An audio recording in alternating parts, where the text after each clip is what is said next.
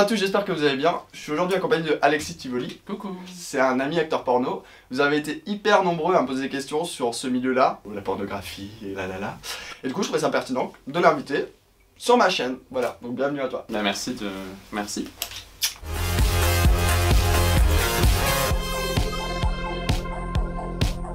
Alors, première question. Quand as-tu commencé et pourquoi? J'ai commencé il y a 2 ans maintenant. Et parce qu'on me l'avait proposé tout simplement, j'étais dans un sauna à Bordeaux et on m'a dit bah écoute, si tu veux faire de l'argent et si une nouvelle expérience et faire une scène, lance-toi. Et puis j'ai commencé comme ça, par un film et puis après, ça a continué. Et du coup, comment ça se passe quand on fait sa première scène? Au niveau de l'angoisse, etc. Alors moi j'étais hyper angoissé parce que toutes les personnes du tournage, c'était un film donc on était 8 ou 9 acteurs, donc j'étais hyper angoissé parce qu'il y a plein de gens que je connaissais d'avoir vu leurs vidéos. Et mais l'angoisse c'était pas trop présente puisqu'au final on a fait la vidéo nous-mêmes, on s'est auto-filmé avec des GoPro etc. Donc c'était moins stressant que ces réalisateurs qui donnaient des instructions etc. Parce que moi je pensais que genre quand tu commences, vu que tu dois être tellement stressé que tu dois avoir du mal à garder une érection et tout, du coup je pensais que la plupart des acteurs commençaient passifs, tu vois, comme ça si jamais il y a une panne ou quoi, ça passe mieux. Bah, je pensais que ça a commencé plutôt comme ça. J'ai commencé passif parce que je crois que c'était la scène qu'il voulait, mais par contre avec du recul maintenant quand je regarde la vidéo c'est vraiment... Enfin, rien ne va quoi, je regarde la caméra tout le temps, il y a des positions qui sont pas bien, mais voilà, ça a son charme. Et du coup, est-ce que pour les castings par exemple, ils te demandent d'être plutôt versatile ou tu peux être que actif ou que passif? Et te dégage de là toi. Est-ce que tu trouves que tu auras plus de chances de tourner si t'es versatile ou il n'y a pas tellement d'importance? Je pense que c'est toujours mieux d'être versatile. Après moi j'ai été versatile une époque, maintenant je suis 95% actif puisque voilà, se faire être passif pendant 8 heures de tournage, des fois c'est un peu dur. Oui, tu m'étonnes. Est-ce que ta famille est au courant? Ma famille est au courant, oui, ils l'ont... Bah, tout le monde le sait, non, mais mes parents et ma soeur le savent maintenant. Ça n'a pas du tout été simple au début, et puis voilà, maintenant ils respectent mes choix de vie, et ma mère suit même ma page Facebook, donc voilà. Elle va pas voir quand même. Non mais alors, je sais pas si elle va voir les vidéos, mais des fois elle me dit « Ah, en fait, ça s'est bien passé le tournage ». Alors, le 4 pattes, là, t'as kiffé? C'est ça. Et du coup, est-ce que tu comptes faire ça toute ta vie, ou c'est juste parce que t'es jeune et que c'est un délire alors, pour l'instant, je sais pas vraiment. En fait, je me suis dit à partir du moment où j'ai un tournage à contre-pied, enfin sans être motivé par le tournage en me disant que ça va, enfin juste pour l'argent, juste parce qu'on m'y invite, j'arrêterai parce que ce sera plus aussi fun. Mais je pense qu'en tout cas tout ce qui va tourner autour du porno, tout ce que je fais en photo, des petits projets que j'ai à côté, j'ai toujours envie de les continuer parce que c'est toujours quelque chose qui m'intéressera. Je pense pas qu'il y ait d'âge où on finit, mais en général il y a quand même une tranche d'âge où on se dit qu'on arrête, genre vers 30 ans parce qu'on plaît moins ou... Bah, je pense du coup à 30 ans ça fera plus de 10 ans que j'en ferai, donc je pense que j'aurai aussi un petit moment, enfin j'en ai juste marre et j'aurais envie de faire autre chose. Mais après je voyais des acteurs, pas trop en France, mais plus aux États-Unis qui ont 40, 42, 45, qui bon, du coup sont dans un autre style de porno mais qui continuent à tourner. Parce que je suppose qu'il y a plusieurs boîtes de prod, genre il doit y avoir des boîtes de prod, je pense, comme French Twinks où c'est que des jeunes, mais comme d'autres où genre men.com où c'est plutôt quarantenaire, etc. Je pense que tu changes d'agence si vraiment tu veux continuer le porno. Bah après du coup ouais, après c'est surtout présent sur le porno gay plus que le porno hétéro, mais t'as vraiment, enfin tu passes de twink miné à étudiant athlète, à daddy, à bon après il n'y a pas vraiment de catégorie parce que daddy ça va jusqu'à 60-65 ans, mais ouais, à partir de 45, ça devient plus dur. En gros, dès que tu bandes plus, tu dois arrêter. C'est l'idée. Est-ce que quand on est acteur porno, on peut après se reconvertir dans autre chose? Par exemple, quand on voit François Saga qui a lancé sa marque de vêtements, etc. Est-ce que du coup, c'est facile de se reconvertir après ou bah, à cause de l'étiquette qu'on a eue, on galère à retrouver quelque chose par la suite? Bah, je pense que si, enfin je vois notamment François Saga qui était hyper connu, je pense que même si maintenant il fait de la mode, il a quand même beaucoup gardé son image de pornstar et voilà, du côté hyper sexy, du côté très esthétique, voilà, et après c'est soit ça, soit du coup c'est une coupure complète comme je vois Jordan Fox qui maintenant je crois est dans le tourisme et voilà, qui a tout arrêté, qui a tout mis de côté et qui maintenant s'est complètement converti. Après moi je pense que si j'arrêterai jamais complètement un jour, en tout cas peut-être les tournages oui parce que là je ne vendrai plus, mais en tout cas voilà, je veux toujours continuer à voilà, faire des shootings photos, pourquoi pas faire une collection de vêtements, ouais, c'est des trucs qui peuvent me plaire. Ça va être cool, ouais. Donc toi, je trouve que t'es quand même assez connu dans le milieu, enfin, on peut presque dire porn star, si je me permets. Tu peux te permettre. Si je me permets. Alors, comment tu gères cette notoriété en fait? Parce que je pense que quand même, du coup, tu dois avoir souvent des interviews, tu dois être pas mal demandé, je pense, sur plusieurs boîtes de prod, etc. Comment tu gères ça, vu que t'es quand même assez jeune? Je gère ça aussi bien que je peux.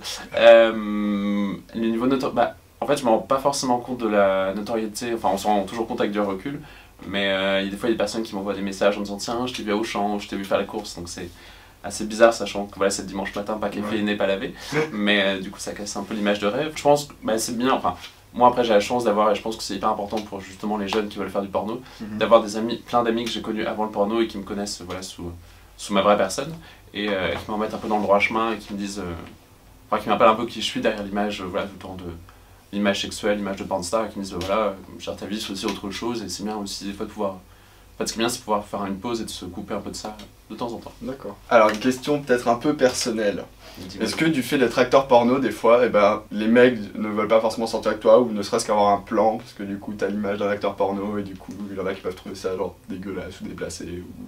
Alors, j'ai quelques messages, mais bon, c'est un message sur 100 de personnes qui pensent forcément que j'ai pas un DST ou que voilà, ou que j'ai des problèmes de santé ou même que j'ai des délires beaucoup trop bizarres pour eux. La plupart du temps, c'est tout le contraire. Du coup, je reçois beaucoup de messages de personnes qui sont qui ont vraiment envie de coucher avec moi. Et après, pour une relation, bah, j'essaie toujours d'expliquer que c'est voilà, une partie de ma vie, que c'est pas tout, qu'une fois du coup que je suis hors tournage ou hors show, bah, genre, je suis aussi une personne normale, voilà, qui... Totalement, c'est un super bon pote à moi, et il parle pas tant de cul que ça. C'est ça, presque pas. Mais c'est pas un pervers, je vous jure. Je fais ce que je peux. Mais et du coup, c'est vrai qu'il y a des fois. Alors certains du coup le vivent bien et du coup on part dans une vraie relation et d'autres en fait se rendent compte il suffit qu'on est dans une soirée ou que j'ai un tournage d'une semaine ou 10 jours à l'étranger, en fait ils se disent bah, ça prend quand même du coup beaucoup de temps, ou même du coup en soirée, du coup je déboucherai beaucoup de monde, il y a des personnes qui viennent me parler de ça. Du coup ouais, ils doivent le gérer autant, même si c'est pas leur choix de vie, du coup ils se retrouvent à le gérer autant que moi, du coup je dois le gérer. Sinon c'est peut-être pour ça qu'aussi on voit beaucoup d'acteurs porno en couple avec d'autres acteurs porno, tu sais. Bah du coup je pense que c'est le meilleur moyen, ouais. Ouais, parce que déjà tu peux faire des scènes avec, c'est pratique et tout. Puis en même temps bah, ça donne des points en commun et des surcartations. Par exemple, moi je sors toujours avec des mecs qui font rien en rapport avec ce que je fais. Bah, je pense que je serais vraiment hyper heureux de sortir avec un mec qui fait aussi des vidéos sur YouTube parce que du coup on aurait une complicité, on s'entend. C'est pour ça qu'il y a beaucoup d'acteurs porno aussi qui sortent ensemble. Mais c'est vrai que notamment chez French Strings, qui est une production que j'adore, c'est parfois un peu l'effet de l'amour parce que du coup on est des petits castings de 8-10 acteurs et du coup il y a des fois on se retrouve à 3 ou 4 couples dans la production, donc ça donne des scènes assez rigolotes. Mais ouais, je pense que c'est toujours plus facile de partager ça avec des personnes qui le vivent au quotidien et qui peuvent t'apporter. Et du coup, un casting, ça se passe comment en général? Je pense que c'est peut-être différent par prod, mais est-ce que tu penses qu'il y a quand même une base qui est un peu similaire pour chaque boîte de prod? Après ça dépend. Ça se passe comment en fait? Moi je fais plus beaucoup de casting maintenant, ça se fait vraiment via les réseaux sociaux, via des contacts en commun, du coup c'est plus un échange juste de données, d'informations et puis voilà. C'est une discussion assez ouverte, sinon des castings. Après j'aime beaucoup par exemple... C'est une question qu'on m'a posée, genre comment on fait pour devenir acteur porno, où est-ce qu'on postule, tu vois? C'est ça qu'il y a beaucoup de personnes qui savent pas, enfin moi ça m'étonne non, mais du coup il suffit d'aller sur les sites des productions, il y a toujours une rubrique devenez modèle ou contact ou casting.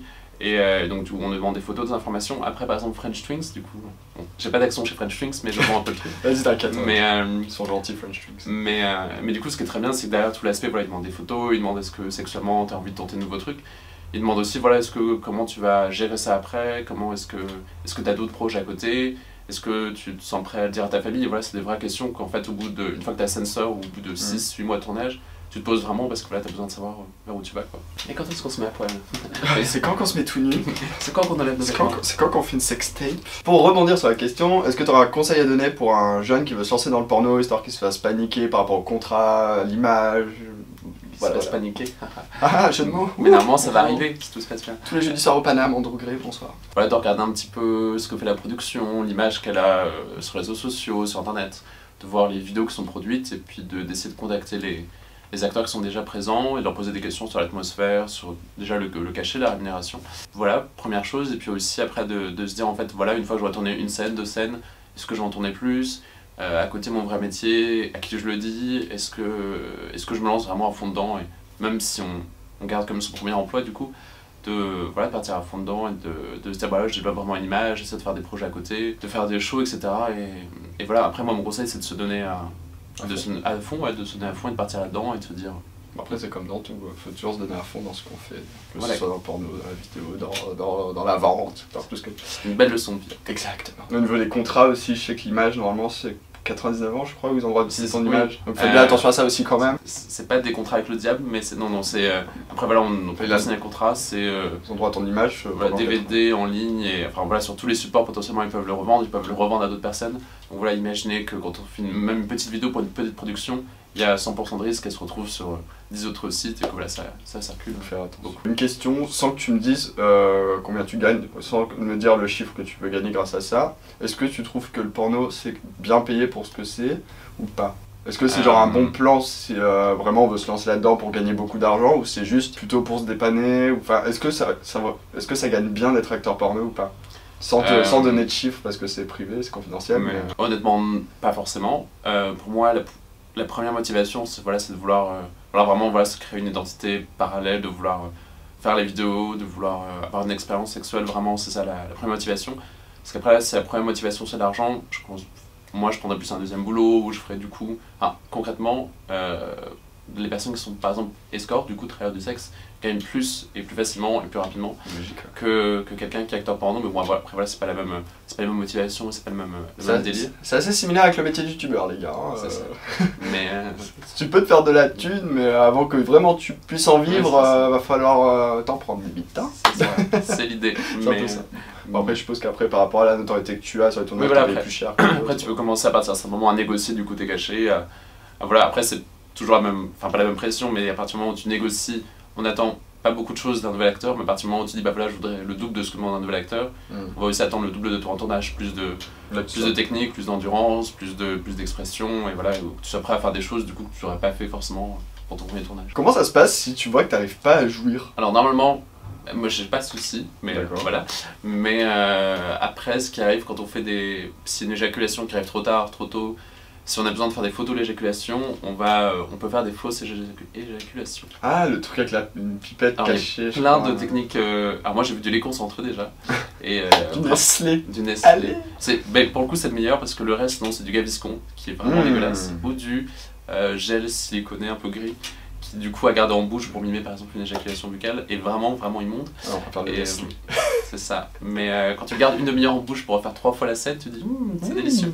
Mais normalement voilà, on arrive toujours à s'arranger, il y a toujours une belle éjaculation. Et pour conclure, parce qu'on va pas faire non plus une interview qui dure 4 heures, est-ce que tu trouves que dans le milieu des boîtes de prod, du milieu du porno, est-ce que tu trouves qu'il y a beaucoup d'IST ou pas? Est-ce que c'est plutôt généralement bien géré? Est-ce qu'ils demandent par exemple des prises de sang récentes avant des tournages? Est-ce qu'il y a beaucoup d'IST ou pas? Je sais pas s'il y a beaucoup d'IST en soi, je sais pas comparer par exemple à quelqu'un qui vit dans le milieu gay à Paris ou dans une grande ville ou qui a une vie sexuelle active. Après, moi on m'a demandé je crois 2 ou 3 fois sur tous mes tournages des prises de sang. Après moi ce que je fais, les 98% de mes scènes sont... Enfin, presque toutes mes scènes sont protégées, en tout cas lors de la pénétration. Ce que je fais, c'est que j'aime beaucoup séparer avec les autres acteurs, savoir où ils en sont, savoir s'ils prennent la PrEP, si ils ont des comportements risques à côté, voilà. Et je pense que c'est vraiment la clé parce qu'au final, j'avais des personnes qu'on rencontre simplement pour un tournage 10 minutes avant, et du coup on connaît rien de leur vie, on se dit bonsoir. Bonsoir. Voilà, des personnes qu'on rencontre 10 minutes avant. Et on n'a pas forcément d'historique de ce qu'ils ont fait avant. Et ça peut être flippant, ouais. Ça peut être flippant, mais voilà, je pense qu'après, les prods françaises notamment sont assez responsables, aussi parce qu'on leur indique qu'il faut faire des tournages avec préservatif, et même le port de préservatif est obligatoire, parce que j'ai une bonne chose qui se fait pas partout. Je vais lui demander s'il connaît quelques boîtes de prod que je peux mettre dans la description pour si jamais vous voulez vous y mettre. Je pense que tu aurais une ou deux prods à donner pour les gens qui veulent commencer. Alors, en France, je vais encore revendre Alors, French Twinks en France c'est très bien. Après voilà, c'est un style de garçon très particulier, c'est des garçons qui ont entre 18 et 23-24 qui sont assez fins, qui font très jeunes. Après, il y en a des plus connus. Alors, Steber aussi qui est très bien, même si... Donc le Steber qui est très bien. Et après à l'étranger, moi j'ai beaucoup apprécié tourner pour Eurocrème qui était vraiment génial et qui est basé à Londres et qui te reçoit dans les meilleures conditions, qui me met hyper à l'aise. Bon après qui est très pro aussi, voilà. C'est la seule fois où j'ai eu un vrai jeu d'acteur dans mes scènes. Mais oui, vraiment. Et en anglais, je jouais un apprenti dans un atelier, c'était très sexy. Wow. Et, ça envoie du pâté. Et donc voilà, donc oui, Eurocrème, French Twinks, Steber. Après les autres aussi sont bien, c'est juste d'autres styles, d'autres ambiances, chaque production a un peu Donc je vous mettrai ça en barre d'infos, comme ça si ça vous intéresse ou pas. C'est pas comme si je vous disais faites de l'acteur porno, mais vu que vous avez été beaucoup à me demander comment on faisait, je vous mets les liens dans la barre d'infos. Si vous voulez en savoir un peu plus sur Alexis, il va vous donner les réseaux sociaux sur lesquels vous pouvez le rejoindre. Donc, vous pouvez me trouver sur Facebook, Twitter, Instagram, Snapchat, même si je suis trop vieux maintenant pour... Enfin voilà, même à 20 ans du coup Snapchat c'est une application de jeunes, mais Snapchat. Donc je mettrai aussi tous ces réseaux sociaux dans la barre d'infos si vous voulez devenir fan d'Alexis, voilà. Sur ce, j'espère que la vidéo vous a plu, merci beaucoup Alexis pour avoir participé à la première interview d'Andrew. C'était trop bien. Et sur ce, prenez soin de vous et à très vite, bye. À bientôt.